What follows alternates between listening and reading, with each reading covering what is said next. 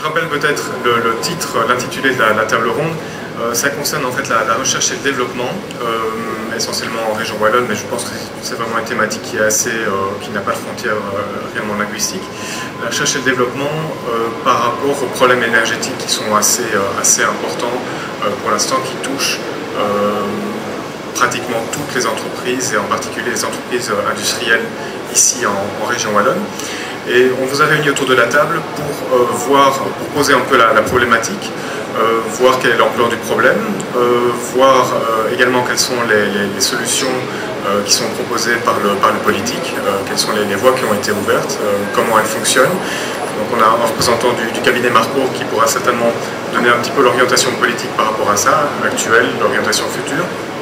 Quelqu'un également de l'administration qui pourra parler de choses très concrètes, puisqu'il y a des choses qui se sont faites, j'ai eu l'occasion de vérifier au cours de mes contacts avec toute une série de PME qui ont pu développer des projets pilotes, justement précisément en matière d'énergie. Et je pense qu'il y a quelques programmes qui ont été développés, et M. Stéphane pourra certainement en dire un mot.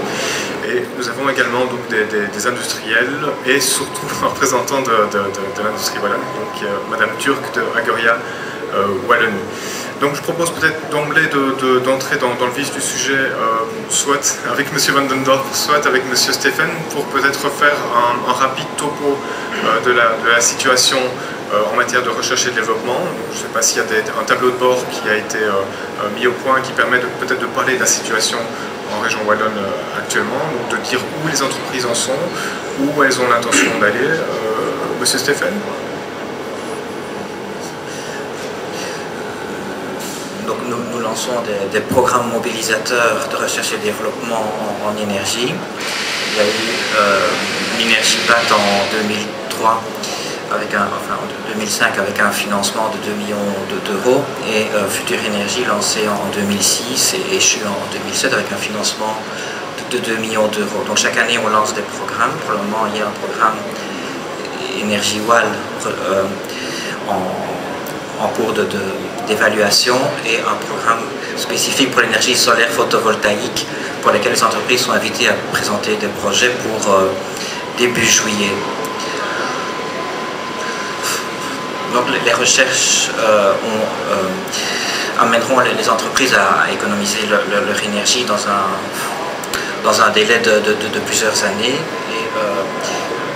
D'ici là, pour aider les entreprises dans l'immédiat, il y a d'autres outils qui ont été développés pour aider les entreprises à évaluer leur consommation via les audits à mur, les accords de branche où les secteurs s'engagent à un objectif de consommation d'énergie, et il y a également une politique d'investissement, de soutien aux investissements économiseurs d'énergie.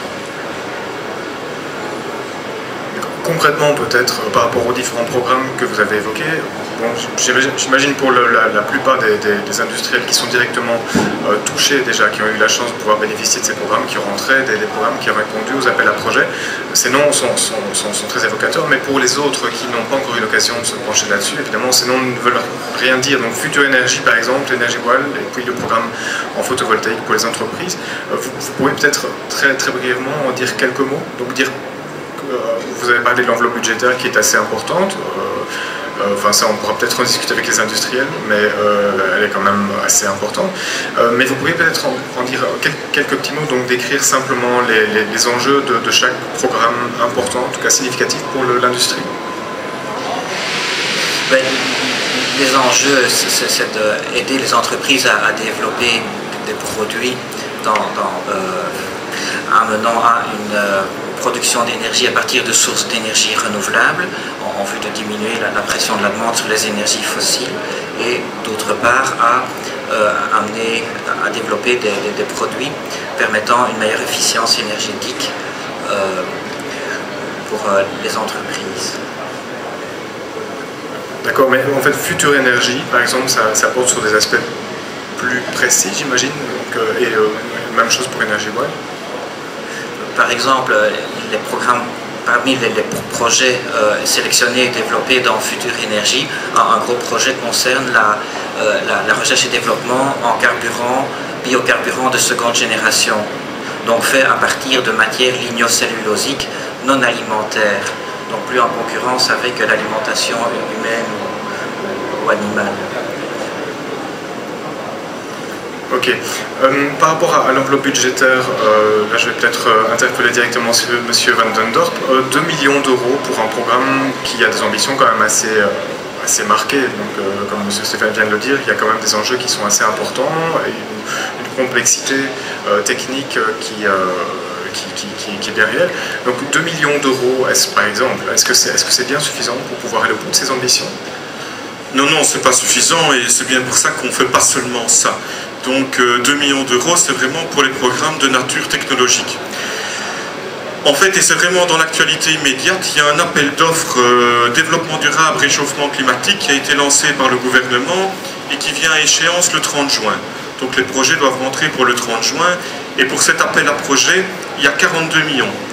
42 millions d'euros qui doivent être dépensés uniquement pour des projets soit de nature d'investissement physique, achat de machines, soit de recherche et technologie, soit de formation du personnel.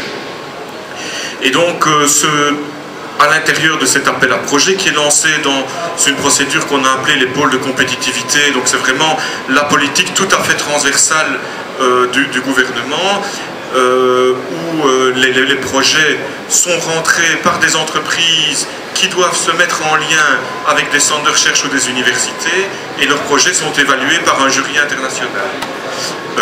Jury international qui est présidé par Luc Van Steenkist, donc un industriel du nord du pays, parce qu'on voulait vraiment avoir un regard extérieur et viser l'excellence. Et donc là, rien que pour cet appel à projet-là, on a su dégager 42 millions. Donc on voit quand même que les budgets, je peux comprendre que par rapport aux défis, ils restent insuffisants, mais il y a quand même une montée en puissance ces dernières années qui est relativement importante, parce qu'il n'y a pas de raison que ça s'arrête.